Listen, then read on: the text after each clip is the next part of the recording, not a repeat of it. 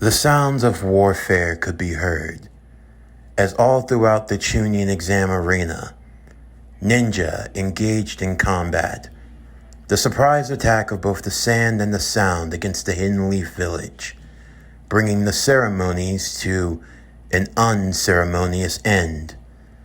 At the top of the watchtower, Orochimaru stood with his hostage, the third Hokage, witnessing the spectacle of violence from down below, having kicked Mifune from out of the watcher's box, viewing him as an old relic, a non-factor in the equation between master and student, a former relationship that had now bloomed anew.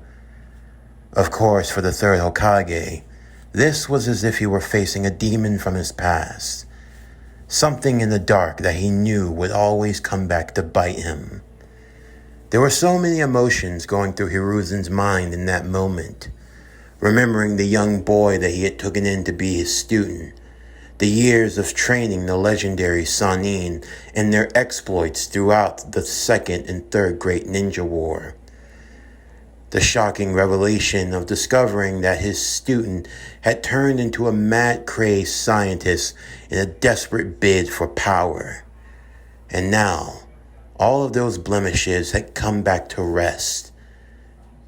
And sadly, the Leaf would pay the price for his failures. In the meantime, Gaara was in an incontrollable state, the power of the One-Tail slowly trying to seep out of him, but he had incurred great damage in his fight against Rock Lee, whom he hadn't had a chance to unleash his full power against. While the rest of Team Gaara would get him away for recovery before continuing with Operation Konoha Crush, Kakashi would think quickly in sending both of his students after him. He had the full confidence that with the both of them together, that both Kori and Sasuke would have the strength needed to take him down. In the meantime, the other Jonin of the Hidden Leaf, including Darui of the Hidden Cloud Village, who had no stakes in either one of these villages or the outcome of this battle, found himself siding with the Hidden Leaf in this occasion. After all, between both sides, it was the Hidden Leaf who were in the defense, and the Sand who were on the attack.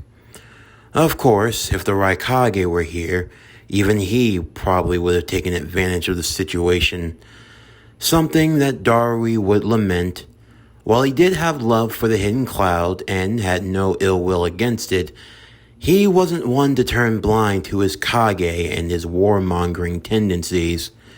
He could only imagine what the Raikage would have done in this scenario. If he had been here, while he probably would have had his misgivings about Orochimaru, he probably would have seen this as an opportunity to take the Leaf down a peg, and the two of them together, well, there's no telling what the third Hokage would have had to gone through. In the meantime, Kori and Sasuke would fly over the Hidden Leaf Village, watching the different explosions and the skirmishes that were taking place. Even more snake summonings from Orochimaru that entered into the village. However, the two members of Team 7 kept their sights on Gaara, who was being escorted by both Temari and Kankuro. Of course, it didn't take long for Sasuke and Kori to catch up with the Sand Trio, and, with no choice but to fight, both Temari and Kankuro would attempt to hold them off, while Gaara would attempt any form of recovery that he could. Unfortunately for them, they had the misfortune of battling against two fresh Leaf Shinobi, and two powerful ones indeed, as Kankuro would be made short work of by Sasuke, and Temari, she would simply be overpowered by Kori and her mighty strength. However, even for Temari and Kankuro, they knew that the situation was dire, primarily because of Gaara in his unnatural state. His mental had all but left him, and now the power of the One-Tails was slowly seeping through, as he had turned into something akin to a hybrided monster. In this state, Gaara would be seemingly uncontrollable, as the One-Tails was fighting to take possession of his body, as both Corey and Sasuke would have to work in unison to try to bring him down. And the more that they continued to fight against Gaara, the more of power that Shukaku would continue to immerse over him. The named power of the One-Tails, the Sand Tanuki, who was said to be truly a demon of the wind. Of course, while the battling was taking place all through Konoha, there were those who were making their stand, the bloom of youth coming into full effect. This proved to be true in the cases of Neji and Virgil, two former rivals that had found a kinship of sorts, as they made their way to the outside to see what all the commotion was about from the infirmary. In doing so, Neji and Virgil found themselves in the midst of combat, despite all of the heavy fighting that they had done. Both Leaf and Cloud standing back to back, as Neji would perform the rotation, while Virgil would use the lightning-style Lightning Dome Jutsu, the two jutsus combining to form the electrical rotation. As sparks of lightning formed around the rotating dome, the two of them combining their efforts to fend off against both the sand and the sound ninja. Their battle arena had proven to be hectic, as Orochimaru would attempt to erect a barrier with the aid of the Sound 4. But before the barrier could be complete, Mifune would join back into the fray once again, now donning his samurai armor. Orochimaru would taunt both Mifune and Hiruzen, believing that they were nothing more but two old-timers past their prime, attempting to cling on to life desperately. For Orochimaru, this had been what he'd been waiting for so long, the opportunity to finally show that he was the superior one, to show that the third Hokage had been foolish in putting all of his trust in the wrong people. Not only in this barrier, but by using the very background of Konoha to serve as the tombstone and the legacy for the third Hokage. Orochimaru would use the summoning jutsu, using the Edo Tensei, the first two coffins that would be brought up, followed by the third, that thankfully Hiruzen would manage to stop. Inside of both coffins were the bodies of the first and the second Hokage.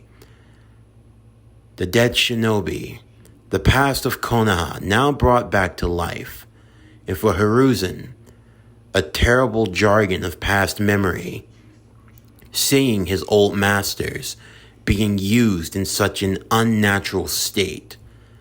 Even Hashirama and Tobirama would lament at the fact that they had been brought back from the Pure Lands, the work of the second Hokage's own jutsu.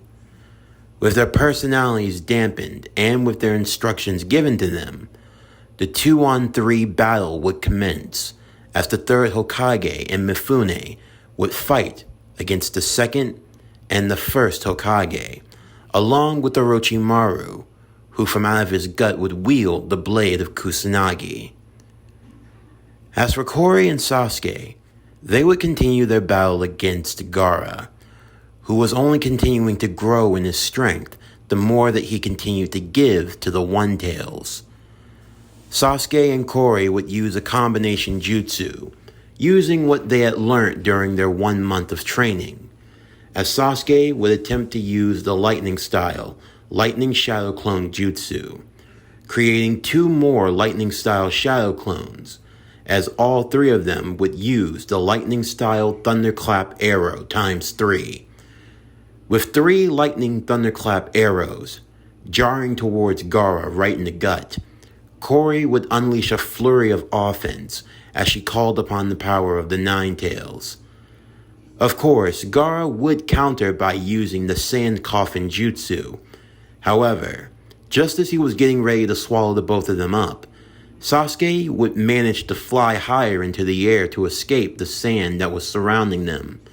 As for Corey, just when it seemed like all hope was lost, She would weave through the series of hand signs before yelling out for ninja style, needle hair jizo. Using it as a defensive style jutsu, her hair would quickly grow and wrap around her, creating a protective barrier from the crushing sand.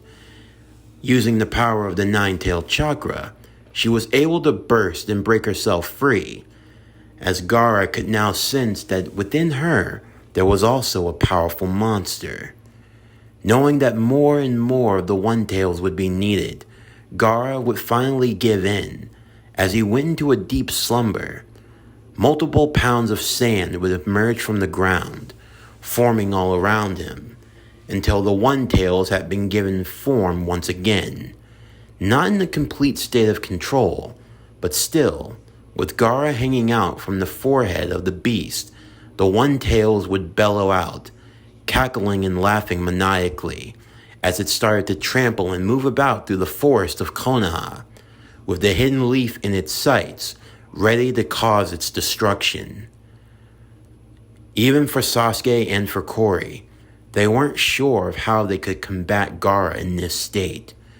Sure, they were powerful, and they had impressive jutsu, but they had no way of taking down such a huge and boisterous monster.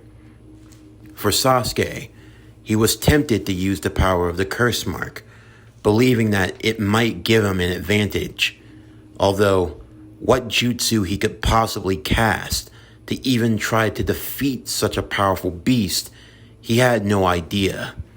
And as for Kori, even if she could draw on the power of the Nine-Tails, she had no transformation, no summoning, no type of jutsu that could allow her to contend with such a large and powerful beast. It was just then, though, as they felt the ground under them beginning to shake, they could feel the trembling that was coming from the One-Tails, as it opened its mouth and a black sphere began to form. It was a dense amount of chakra formed in a ball that began to grow bigger and bigger and bigger. Unknown to Kori and Sasuke, the One-Tails was preparing to form a tailed beast bomb, something they had no way of fighting against. The tailed beast bomb only continued to grow in size, reaching to a point where if it landed in the village, it would be completely decimated.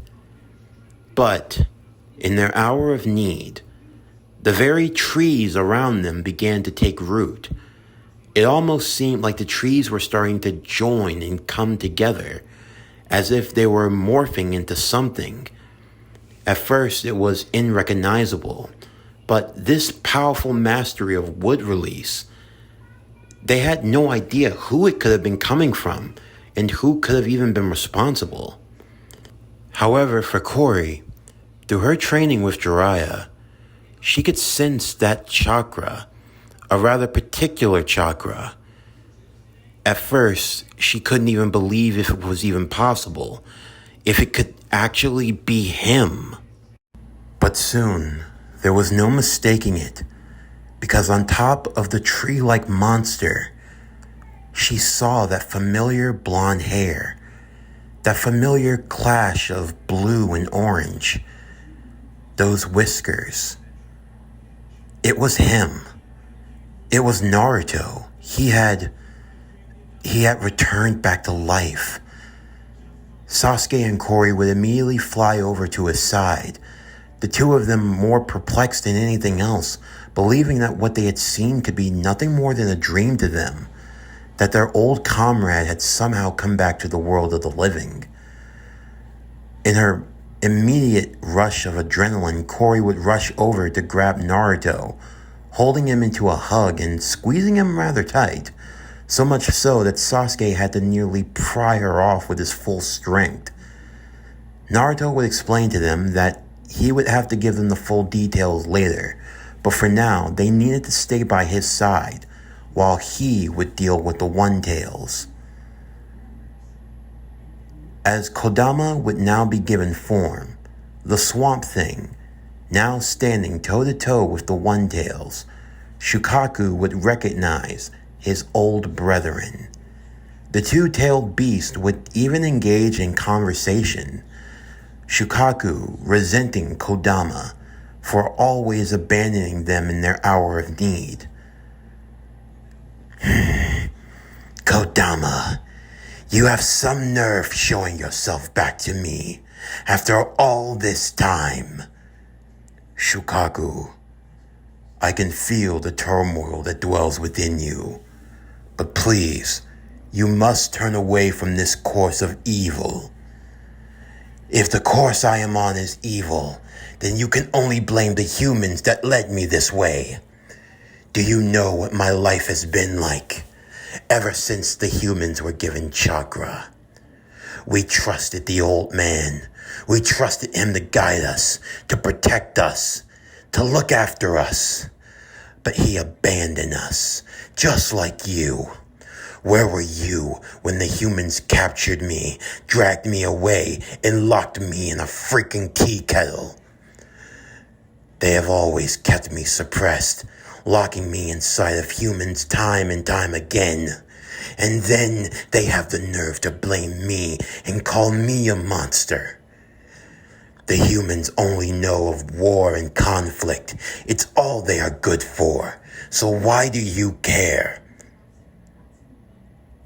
You are right, Shukaku. Human nature can often lead to conflict, and I have sat by idly for too long. I have allowed my brothers and sisters to endure turmoil, and for that I am sorry. But please, allow me to make amends and to do what is right. It's a little too late for that. Shukaku would launch off the tailed beast bomb, as Kodama would raise both his hands to catch it and deflect it high into the air.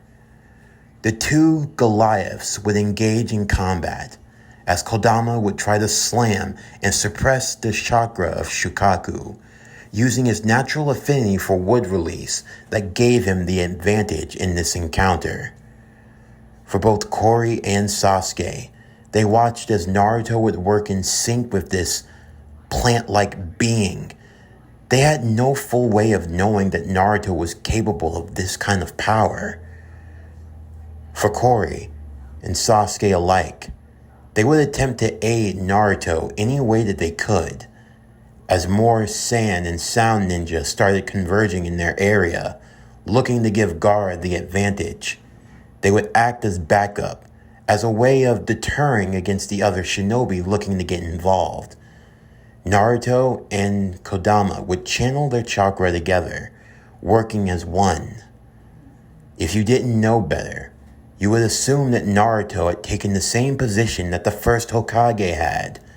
It was said that the first Hokage, Hashirama Senju, could summon great constructs out of wood, and that he would sit atop of them, while standing completely still and guiding the construct with his own willpower and chakra. Naruto and Kodama found themselves in the same situation, except now their relationship was different from any other tailed beast or Jinchuriki in the world. They had come to a mutual understanding, and as such had entered into a state of perfect bliss. Naruto would eventually help wrestle down Shukaku with the aid of Kodama, who would instruct him to awaken Gaara that was hanging outside on the middle forehead of Shukaku. Naruto leaped forward before giving Gaara a swift punch in the face, eventually knocking him awake and knocking Shukaku out of his sand form, as it all collapsed to the ground. As Gaara went into a free-fall, Naruto would grab hold of him using the branches of wood and using leaves to help cushion the blow. Temari and Kankuro would then make their way over to Gaara, as Gaara was now barely able to gain control of himself. He was restrained in a wood prison to dampen his chakra. As both Temari and Kankuro would attempt to come to Gaara's aid, Naruto would get into a defensive stance. He didn't want to cause any unnecessary bloodshed, but if they were foolish enough to seek a fight, then he would do what needed to be done. Naruto would turn to Gaara, who had now been imprisoned, as he reached down to him on eye level. It wasn't easy for you, was it? I can feel it. You can't feel anything. You don't know anything about me. That's not true. I saw through your memories. When both Kodama and Shukaku had collided with one another, I could feel it through your chakra. I saw it just as clear. The life that you've had to live, what you've had to endure as a Jinchuriki. You don't know what it's like. You were never hated, ostracized. Even my own family tried to kill me. It's not easy for you. I can tell. But still, this doesn't have to be where it ends. Not for you or for Shukaku. And what do you want? I want to find a different way. Look, there's more to things. There's more to the world than meets the eye. I know it's a lot to take in, but please, put your faith in me, in Kodama. We can't change the past, but we can still set things right. It's not too late for us. After all, you still have people that love you. Naruto would look to both Temari and Kankuro. You were only doing what you were told to do. You were following orders for your village. I can't condone you invading my home, but still, I would like to avoid any unnecessary bloodshed. So I'm giving you this chance. Take your brother and leave.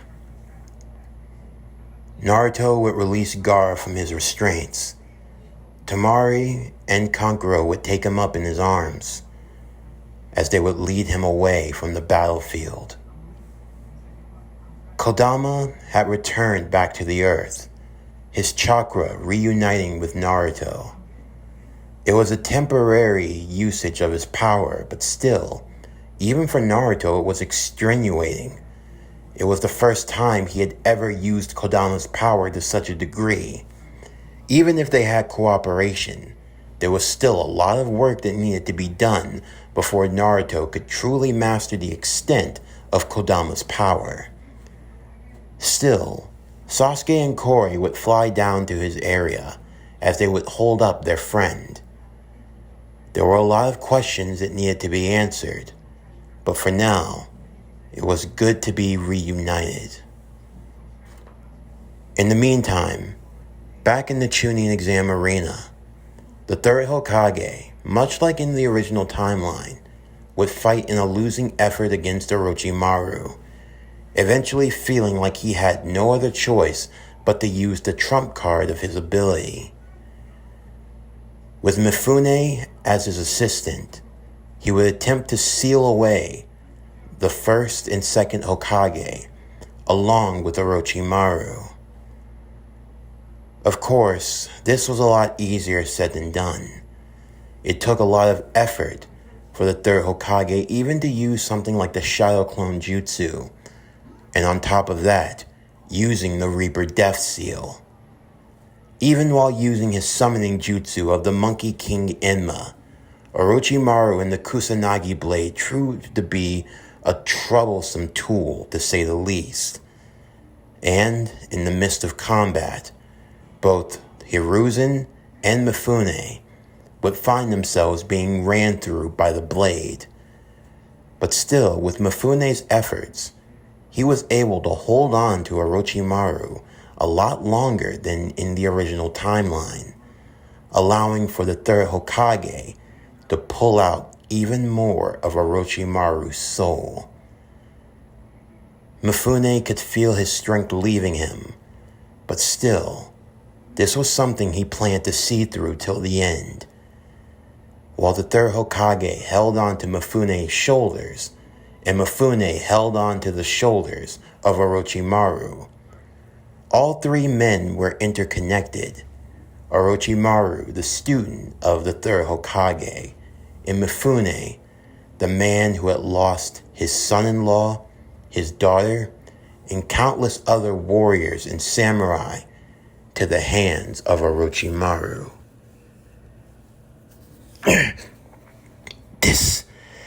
This won't be the end of me. On the contrary, devil, Mifune would tell him. This is the day that retribution will be served.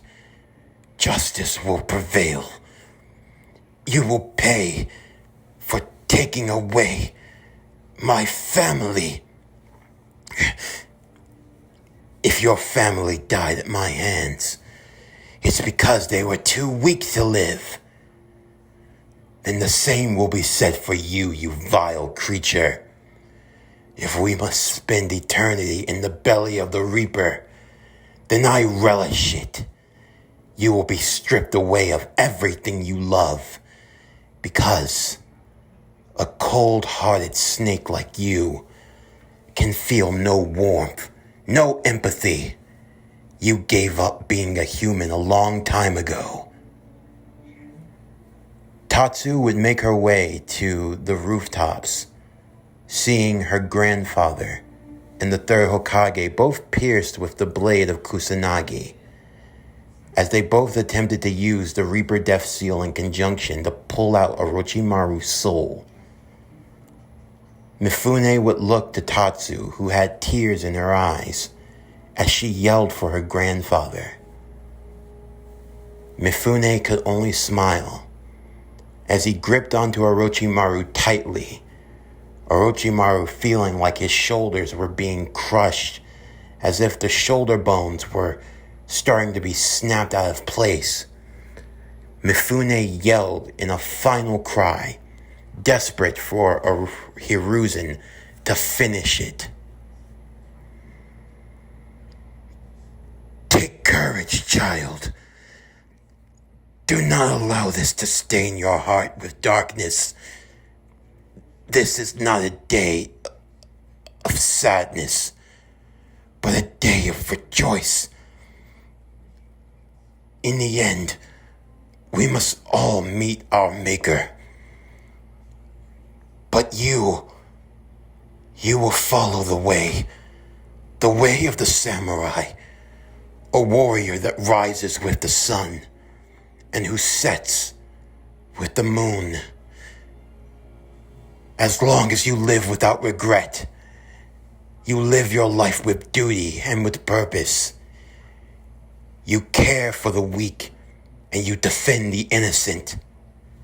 And know that the heart of iron and its will I bequeath to you. Now, Orochimaru, you will learn the true strength of the samurai. Do it, Hiruzen! With a final tug, Hiruzen would use all of the strength that he had, pulling out Orochimaru's soul completely, dragging it, Mifune's, and himself, sealed into the belly of the Reaper Death God.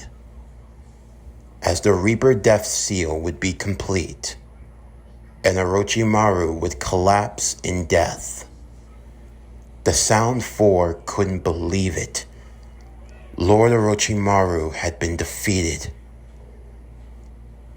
They were now stuck between a rock and a hard place. They would immediately let down the barrier and attempt to escape. However, escape would not be possible with the Leaf Shinobi. With Kakashi spearing the helm, all four of the Sound Four would be captured. Kabuto, with no choice, would retreat with whatever forces that he had at his disposal. Orochimaru, the Sound Four, had all been lost, and Konoha Crush had been completely null and void. The battling would be brought to an end as Team 7 would slowly make their way back to the Chunin exam arena, with most of the fighting having come to an end, with the defense team now engaged in defeating the enemy, and even Jiraiya stepping in when necessary. It was believed that today was a day of great victory. However, as Team 7 arrived, seeing Tatsu atop where the Watcher's box was, collapsed to the ground in tears, holding the body of her grandfather, who died with a satisfied smile on his face. Kakashi would be there to comfort his student, and would be surprised to see that one that he had lost had now returned to life. As the events of Konoha Crush had now come to an end. This concludes Naruto, King of the Beast. What if Naruto was Swamp Thing? Season 2, Part 6. As always, if you enjoyed today's video and everything else that we have to offer, then please don't forget to like, comment, subscribe, share, and hit that bell for post notifications so you can stay up to date on everything that is PowerCore Productions and Podcastings that has to come out now and in the future. Stay tuned on Wednesday evening as we continue with Naruto, King of the Beast. What if Naruto was Swamp Thing? Season 2, Part 7. But anyway, that's going to do it for the end of today's video. I'm Javon Harrington with PowerCore Productions and Podcastings. Signing off, and I'll see you next time.